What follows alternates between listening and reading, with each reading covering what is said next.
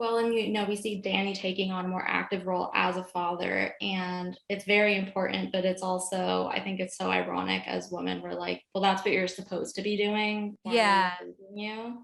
It was interesting. exactly. Well, I think, for me, it's like really important in to show that, this isn't just like a character flaw in Danny, that he hasn't been a present and involved father. This is a societal flaw, right? I mean, this is just a widely held expectation that he doesn't have to participate on the domestic front. And so, I wanted to show how, as she's starting to get some economic power and some independence, that's shifting. And that was true for a lot of women at the time. We see rising divorces, we see women, coming in more into their own in the workplace, and how that shifts the family dynamic. And so I think one of the surprises and some of the fun of the season is seeing him, because he's very ill equipped, in midlife, to, really try to step up and fulfill that role. And, how his life hasn't necessarily prepared him for it. So there's a lot of fun and humor in it as well. So this season, your character definitely milks his, newfound like active role as a father, but how else do you think he's changed?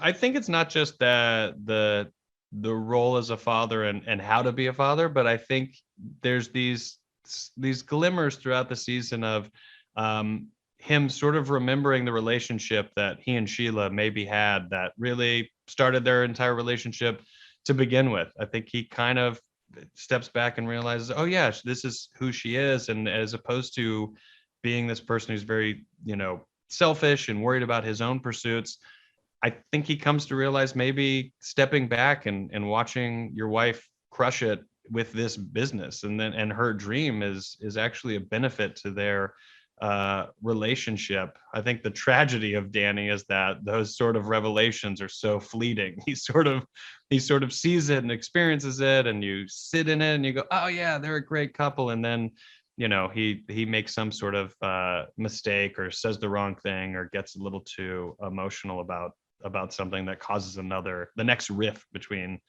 these two people. Well, my question is like, do you think he genuinely understands that he's being, I guess, manipulative? Like, you're just being a dad, but he's getting praised for that. Is he Yeah, aware? I think it's both.